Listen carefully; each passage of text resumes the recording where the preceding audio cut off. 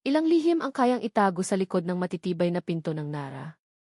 Ilang pighati ang kayang kimkimin sa ilalim ng isang bubong na gawa sa primera klaseng materyales. At sa loob ng isang lugar na tinatawag na tahanan, isang palasyo, ang dapat sana ipinakapayapang santuwaryo, gaano karaming kasinungalingan ang kailangan para makabuo ng isang impyerno sa lupa. Tulong! Tulong po! Yung asawa ko. Sinaksak siya. Patay na siya. Bilis, pumunta kayo rito. Ang tawag sa emergency hotline 911 ay tumagal lamang ng 47 segundo. Ngunit sapat na iyon para wasakin ang mapagkunwaring katahimikan sa loob ng Portofino Heights, isang marangyang subdibisyon sa Alabang, Muntinlupa. 10 minuto lamang ang lumipas, at ang nakakasilaw na pulat-asul na ilaw mula sa mga patrol car ay nagpinta na sa malinis na harapan ng bahay na may numerong 27.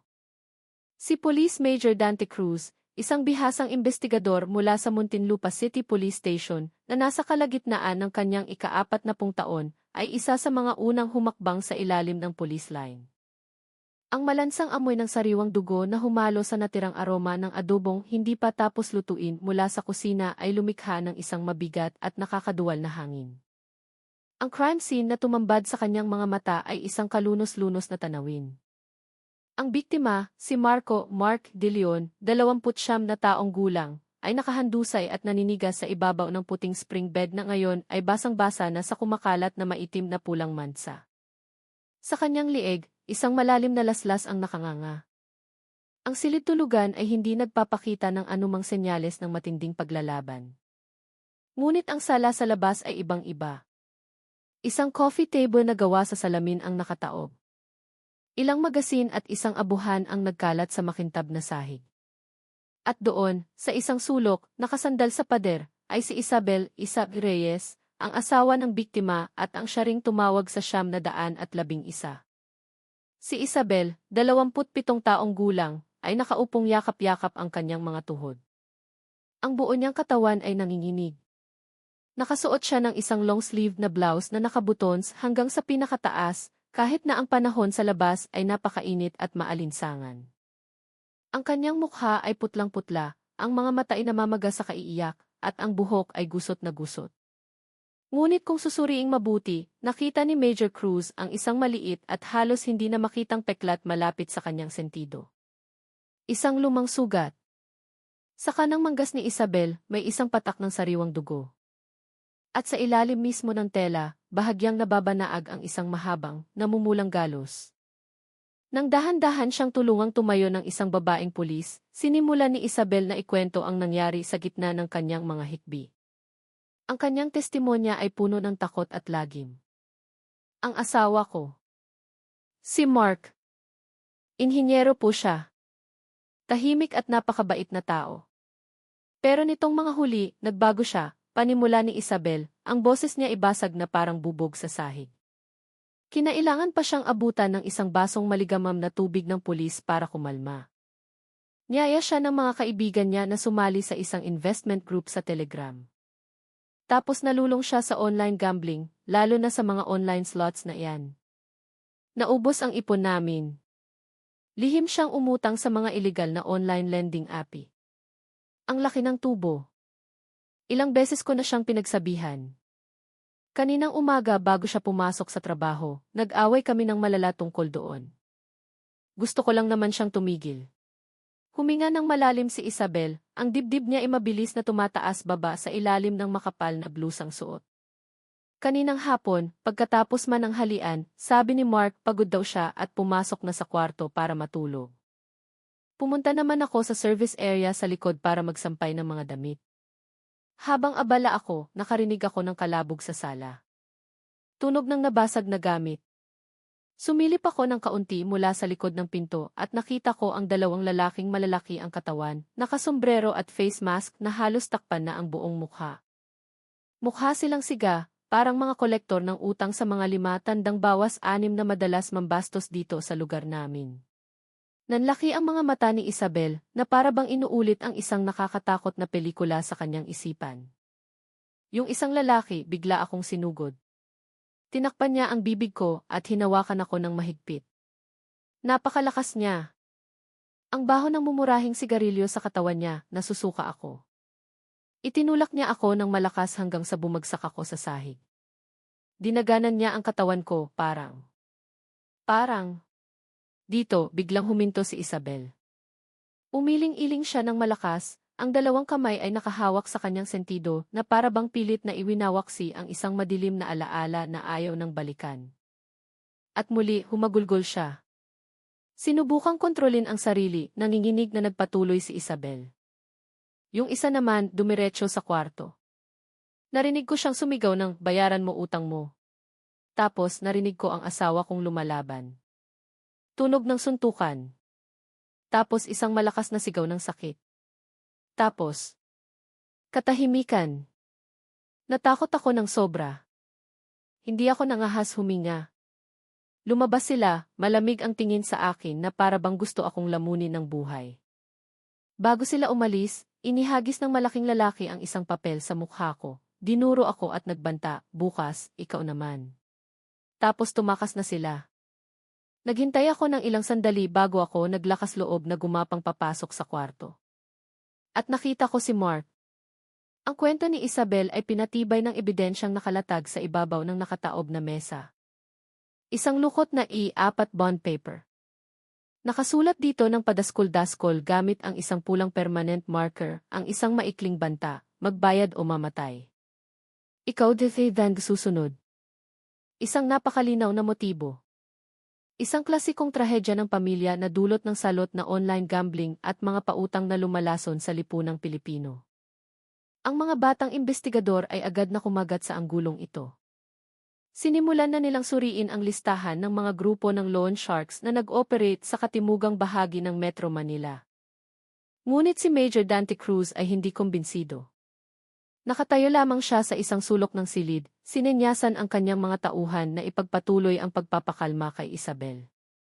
Samantala, siya'y nagsimulang libutin muli ang crime scene, gamit ang matalas na mga mata ng isang batikang mga ngaso.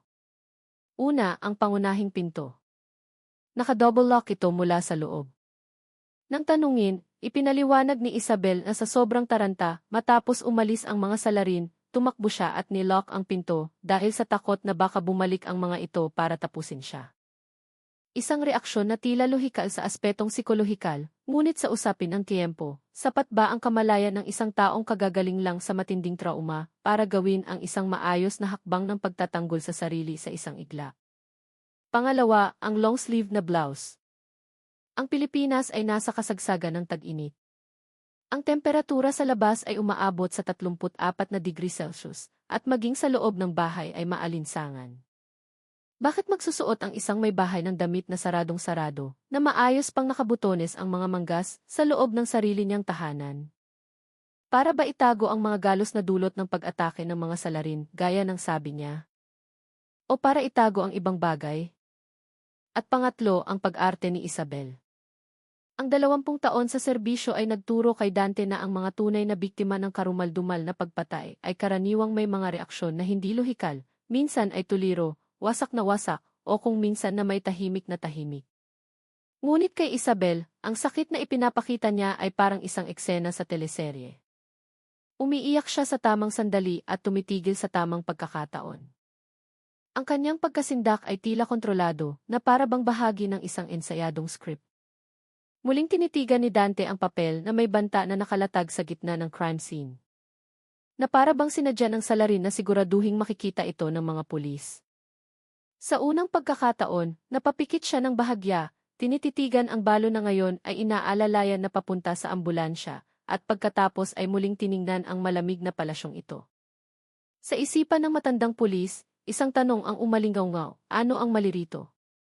At ang kanyang kutob ay sumagot, lahat. Mayroon bang isang dula-dulaan na itinatanghal para linlangin ang mga mata ng mundo? Habang ang sirena ng ambulansya na naglalaman kay Isabel ay dahan-dahang nawawala sa kanto, ang crime scene ay ganap ng naging pag-aari ng Scene of the Crime Operatives, SOCO, ng Muntinlupa Police. Para kay Major Dante Cruz, ito na ang simula ng tunay na pangangaso. Ang anumang awa na namuo kanina ay isinantabi na, pinalitan ng malamig na propesyonalismo na kailangan para harapin ang hubad na katotohanan mula sa mga ebidensya.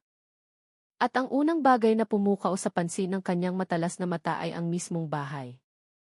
Hindi siya nagmadaling pumasok sa silid-tulugan kung saan naroon ang bangkay. Sa halip, tumayo siya sa gitna ng sala, nagsindi ng isang sigarilyo, ngunit hindi ito hinihitit, hinayaan lamang ang amoy nito na takpan ang lansa ng dugo, habang dahan-dahan niyang inoobserbahan ang paligid. Ang bahay na ito ay sumasalamin sa karakter ng isang babaeng perfectionist, marahil ay may kaunting obsessive-compulsive disorder, si. Ang interior design ay minimalist, pinaghaharian ng puti at abo. Lahat ng bagay, mula sa soft na walang kahit isang lukot hanggang sa sahig na granite na kumikinang na walang bahid ng alikabok, ay nagpapahiwatig ng obsesyon sa kaayusan. Napakalinis, halos parang isang ospital. At ang kalinisang iyon mismo ang pinaka-hindi kapanipaniwala. Ayon sa testimonya, 2 malalaking debt collector ang sapilitang pumasok, nakipagbuno kay Isabel, at pagkatapos ay sumugod sa silid-tulugan para pumatay. Ang mga siga na naniningil ng utang ay karaniwang nag-iiwan ng gulo, dumi at ingay.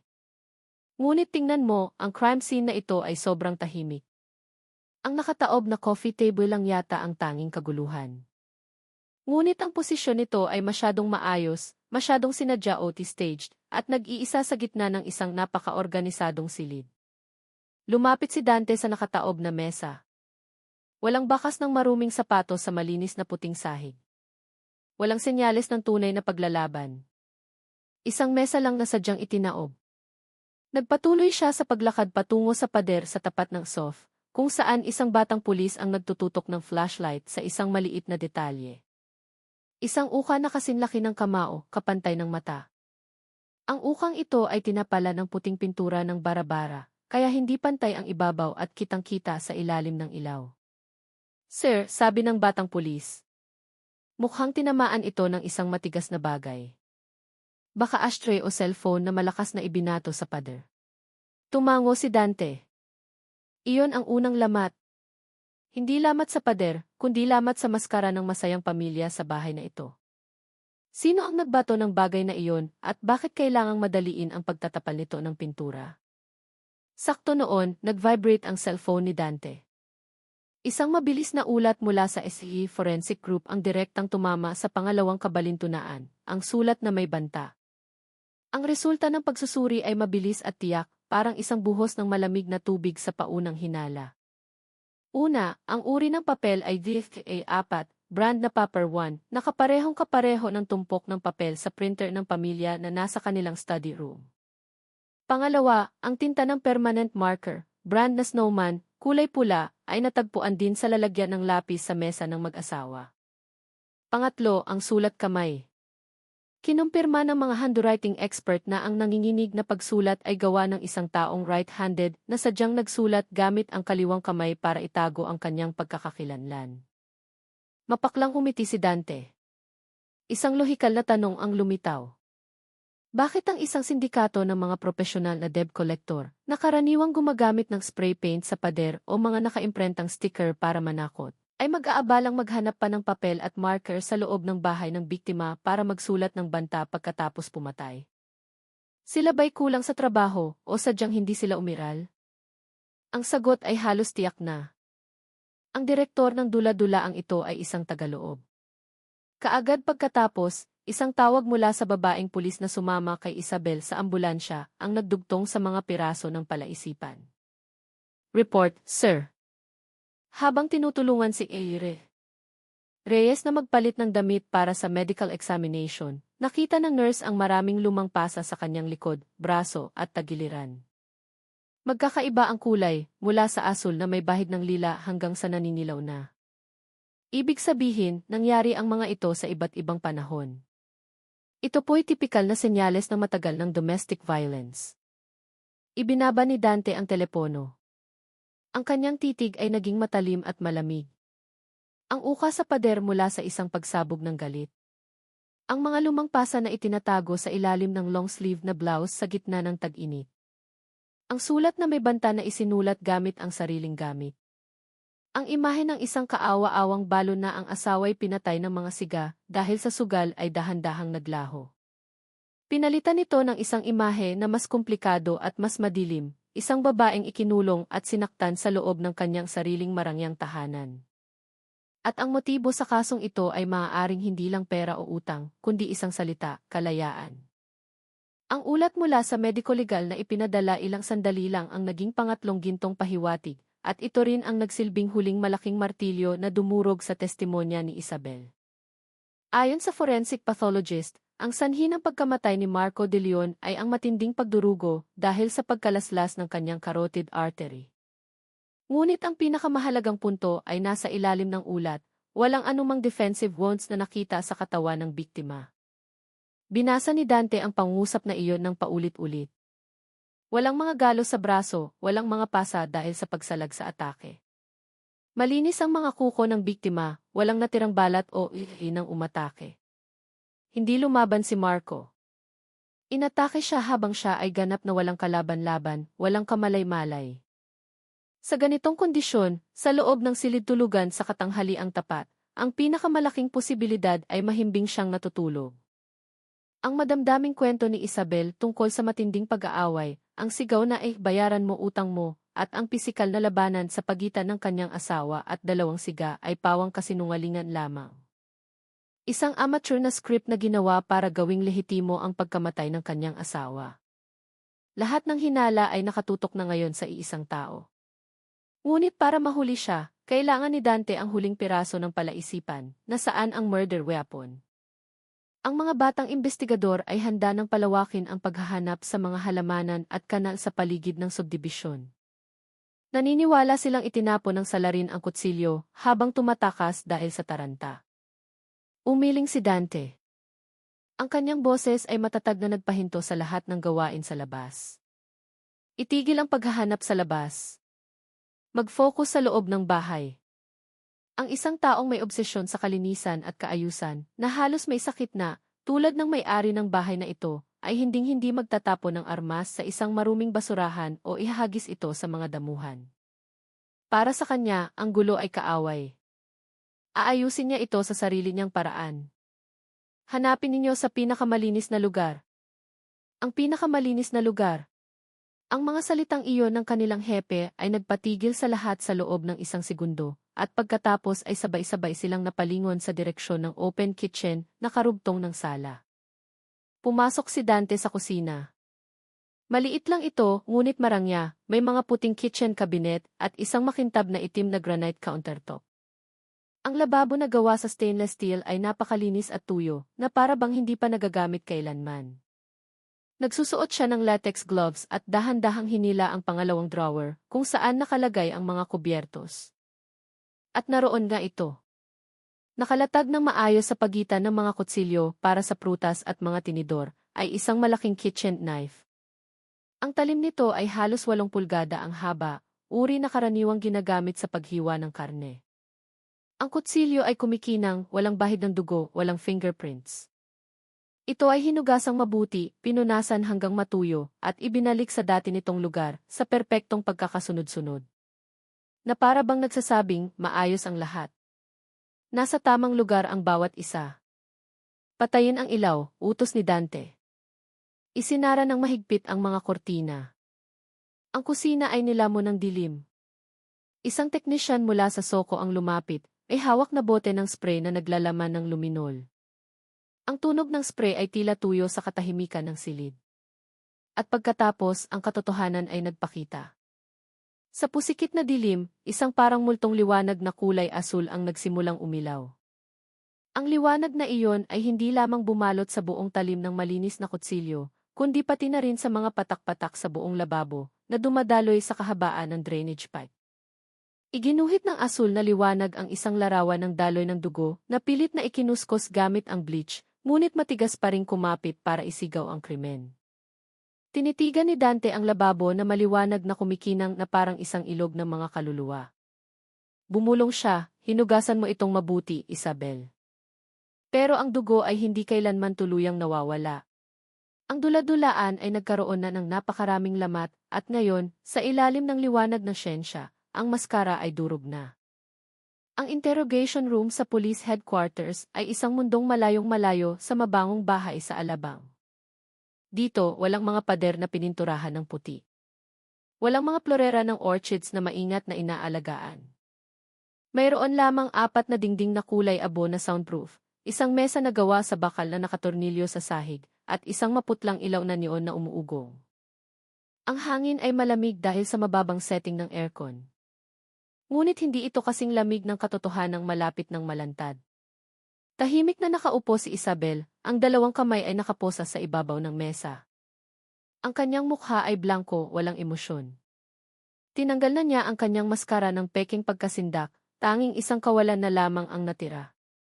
Pumasok si Major Dante Cruz, dala ang makapal na folder ng kaso. Hindi siya nagmamadali. Hinila niya ang isang upuan sa tapat ni Isabel at naglagay ng isang bote ng mineral water sa harap nito. Uminom ka, sabi niya. Ang kanyang tono ay kalmado, na parang nakikipag-usap sa isang matagal ng kakilala. Kakailanganin mo iyan. Umiling si Isabel. Ang kanyang mga mata ay nakatitig sa bakal na mesa. Sinimulan ni Dante na isa-isang ilatag ang mga litrato ng ebidensya, dahan-dahan na parang namamahagi ng mga baraha sa isang larong alam na kung sino ang mananalo. Itong litratong ito, itinulak niya ang litrato ng sulat na may banta papunta kay Isabel. Kinumpirma ng forensic lab na ang tinta ay galing sa snowman marker na nasa study table ng asawa mo. Ang papel ay galing sa printer ninyo. Ang nanginginig na sulat ay hindi dahil sa takot, kundi dahil ang isang taong right-handed ay sadyang nagsulat gamit ang kaliwang kamay. Paano mo ito ipapaliwanag? Isinara ni Isabel ang kanyang mga bibig na natiling tahimik. Tapos itong litratong ito. Inilapag ni Dante ang pangalawang litrato, isang close-up ng mga pasa sa likod ni Isabel. Tinawagan na namin ang kaibigan mong si Bea. Naikwento na niya ang lahat. Madalas ka raw magsinungaling na nahulog ka sa hagdan o nauntog sa mesa.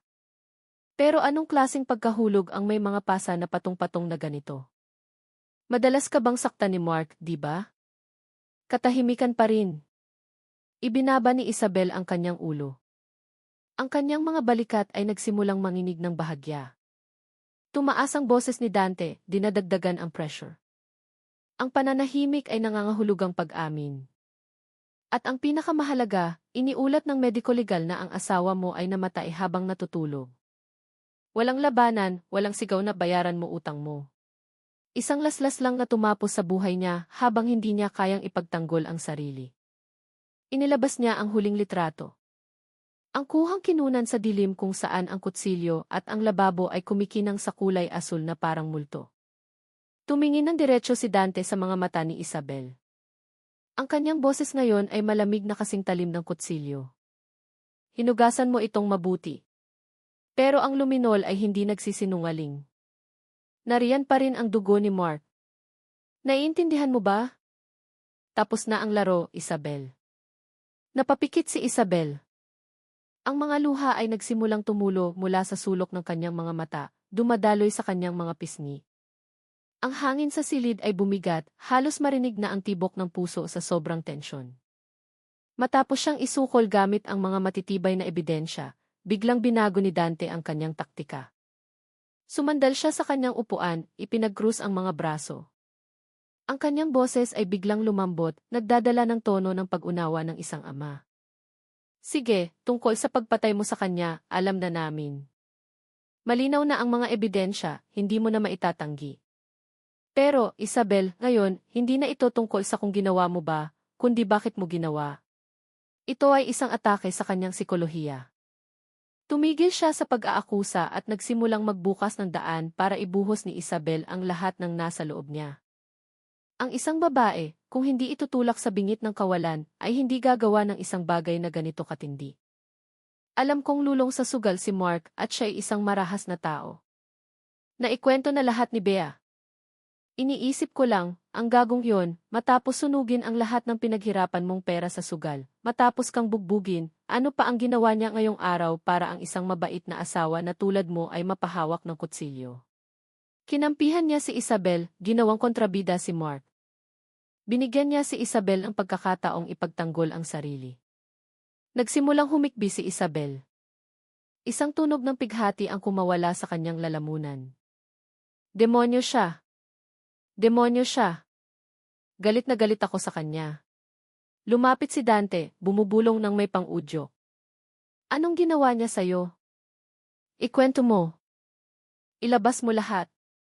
Para sa korte, malaman ng hukom kung anong pagdurusa ang dinanas mo at baka makonsidera niya na pag-aanin ang iyong sentensya. Hindi mo ba gustong malaman ng pamilya mo ang tunay na dahilan? Tumingala ng matalim si Isabel. Ang kanyang mga mata ay pulang-pula, puno ng mga ugat ng galit na matagal ng kinimkim. Sumigaw siya, ang boses niya ibasag sa sakit. Ilang beses na siyang nangako na titigil na siya sa pagsusugal. Pero ngayon, ninakaw niya ang perang ipon ko na inutang ko pa sa nanay ko para sa operasyon niya sa puso. Inubos niya lahat sa mga online slots na iyan. Noong tinanong ko kung nasaan ang pera, itinulak niya ako hanggang sa bumagsak ako sa sahig. Nanginginig si Isabel habang ginagaya ang mga salita ng kanyang asawa, na para bang nakatayo ito sa harap niya ngayon. Wala kang pakialam. Pera ko to, gagastusin ko kung paano ko gusto. Manahimik ka dyan, buwisit ka. Hinawakan niya ang kanyang pisngi na para bang nararamdaman pa rin ang malakas na sampal.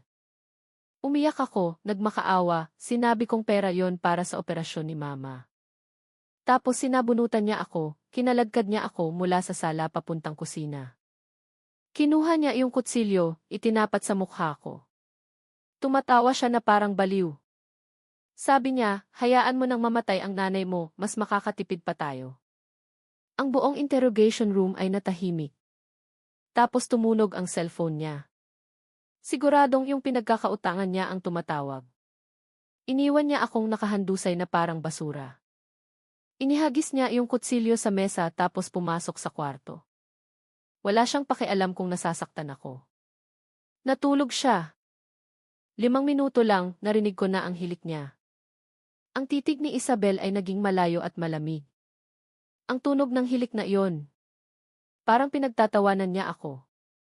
Na para bang sinasabi niyang wala siyang pakialam kung mabuhay man ako o mamatay. Natutulog siya ng mahimbing matapos sirain ang buhay ko. Nakita ko ang kutsilyo na iniwan niya sa mesa. Gusto ko lang na ang tunog ng hilik na iyon. Ang kapayapaan ng gagong iyon. Ay tumahimik. Tumahimik magpakailanman. Sa malamig na silid na iyon, tanging ang tunog ng nakakadurog pusong pag-iyak na lamang at ang hubad na katotohanan ang natira. Ang amateur na dula-dulaan tungkol sa mga debt collector ay tapos na, inilalantad ang isang trahedya ng pagsasama na matagal ng bulok mula sa loob. Ang puno ng luhang pag-amin sa interrogation room ay nagsara sa proseso ng investigasyon. Ngunit ito rin ang nagbukas ng isang panibagong kabanata ng trahedya sa Muntinlupa Regional Trial Court. Si Isabel Reyes, ang babaeng dating kinaiinggitan ng mga kapitbahay, dahil sa kanyang magandang bahay at inhinyerong asawa, ay lumitaw ngayon sa silya ng akusado. Nakasuot siya ng isang kulay kahel na vest ng bilanggo, ang 2 kamay ay mahigpit na nakaposas. Batay sa mga hindi maikakailang ebidensya at sa kanyang sariling pag-amin, idinemanda si Isabel ang taga-usig ng kasong murder sa ilalim ng Article 248 ng Revised Penal Code na may qualifying circumstance ng treachery, pagtataksil. Ang argumento ng piskal ay matalas. Hindi pinatay ni Isabel ang kanyang asawa habang nag-aaway para ipagtanggol ang sarili. Naghintay siya. Naghintay siya hanggang ang biktima ay mahimbing na natutulog at walang kalaban-laban. At ang kanyang mga ginawa matapos ang pagpatay, ang paglilinis ng crime scene, paghugas ng armas, at pag-imbento ng isang kwento ng pagnanakaw, ay nagpapakita ng isang nakakakilabot na kahinahunan at isang masamang intensyon na pinagplanuhang mabuti. Sa paglilitis, lumaban ng husto ang abogado ni Isabel para mapagaan ang sentensya. Sinubukan niyang ibaba ang kaso sa homicide o igiit ang self-defense, partikular na ang battered woman syndrome. Nagpresenta siya ng mga ebidensya tungkol sa psikolohikal na trauma ni Isabel, sa mga lumang sugat dahil sa paulit-ulit na pananakit, at sa pagkasira ng kanilang kabuhayan dahil sa pagkalulong ng biktima sa sugal. Your Honor, sabi ng abogado na may nanginginig na boses. Ang akusado ay hindi isang cold-blooded na mamamatay tao. Siya ay isang biktima na itinulak sa isang sulok na walang labasan, na sinaktan pisikal at emosyonal sa loob ng sarili niyang tahanan sa loob ng 3 taon. Ngunit, ang batas ay isang mahigpit na panuntunan. Ang pagkitil sa buhay ng isang taong natutulog ay hindi maaaring bigyang katwiran ng anumang dahilan. Ang tunog ng pagpukpok ng gavel ng hukom ay tumunog ng tuyo at pinal. Tinukoy nito ang kapalaran ng 27 taong gulang na babae. Ipinapataw ang sentensya sa akusadong si Isabel Reyes ng habambuhay na pagkakakulong. Nang magsara ang bakal na pinto ng sasakyan ng kulungan, doon din opisyal na nagsara ang pinto ng buhay ni Isabel. Hindi na siya umiyak. Ang kanyang titig ay tumago sa rehas ng bintana ng sasakyan, blanko at malayo. Marahil, para sa kanya, ang kulungang semento na ito ay hindi gaanong naiba sa marangyang kulungan na kalalabas niya lamang. Kaya't ang kaso sa Portofino Heights ay isinara na. Ang salarin ay nahatulan, ang biktima ay nailibing na. Ngunit natapos na ba talaga doon ang kwento? Kung titingnan nating muli ang trahedyang ito ng buo, ano ang ating makikita? Ang pagkamatay ni Marco de Leon ay hindi nagsimula sa paglaslas ng kutsilyo sa katanghaliang iyon. Ang kanyang kamatayan ay nagsimula matagal na bago pa man. Nagsimula ito sa unang beses na nagdeposito siya sa isang online slot account. Nagsimula sa unang suntok at masasakit na salita sa gitna ng gabi. Nagsimula sa mga asul na pasa na kailangang itago ni Isabel sa ilalim ng mahahabang manggas sa gitna ng tirik na araw. Mula sa maliliit na kasinungalingan sa mga kaibigan para pagtakpan ang kahihiyan ng pamilya. Ang pagkamatay ni Marco ay biglaan at madugo. Ngunit ang kanilang pagsasama ay matagal ng patay. Namatay sa katahimikan. Dahan-dahang namatay sa tuwing itataas ni Marco ang kanyang kamay. Sa tuwing lulunukin ni Isabel ang kanyang mga luha para mapanatili ang maskara ng isang perpektong pamilya. Ang malinis at minimalist na bahay na iyon ay hindi isang palasyo. Ito ay isang magandang libingan na naglalaman ng 2 bangkay, isang lulong at marahas na lalaki, at isang bilanggo na naghihintay lamang ng araw para mag-alsa. Ang huling malulupit na salita ni Marco tungkol sa may sakit na ina ni Isabel ay hindi ang nag-iisang dahilan. Iyon lamang ang nagsilbing mitsa. Ang pulbura ay ang sama ng loob, sakit, at kawalan ng pag-asa dahil sa mga utang at pananakit na kinimkim sa loob ng libu-libong araw. At nang sumabog ang pulburang iyon, tinupok nito ang lahat, pag-ibig, pagkatao, at kinabukasan. At paano naman ang mga taong nakapaligid sa kanila? Si Bea, ang matalik na kaibigan na paulit-ulit na nagpayo, ngunit walang magawa sa harap ng pagiging martir ni Isabel. Ang mga kapitbahay sa marangyang subdibisyon na paminsan-minsan ay nakakarinig ng mga sigawan at basag na gamit, ngunit pinipiling isara ang kanilang mga pinto habang bumubulong, "Naku, away mag-asawa lang yan." Ang katahimikan at kawalan natin ng pakialam, kung minsan, ang siyang nagiging pinakamatabang lupa para ang mga buto ng karahasan ay tumubo at maging isang nakalalasong puno. Hindi ito kwento tungkol sa mga halimaw o mga kriminal na isinilang na masama. Ito ay kwento tungkol sa 2 ordinaryong tao, mga kabataan na may magandang kinabukasan na hinayaang lamunin sila ng buo ng sugal at karahasan. Ang pinakamalaking trahedya, kung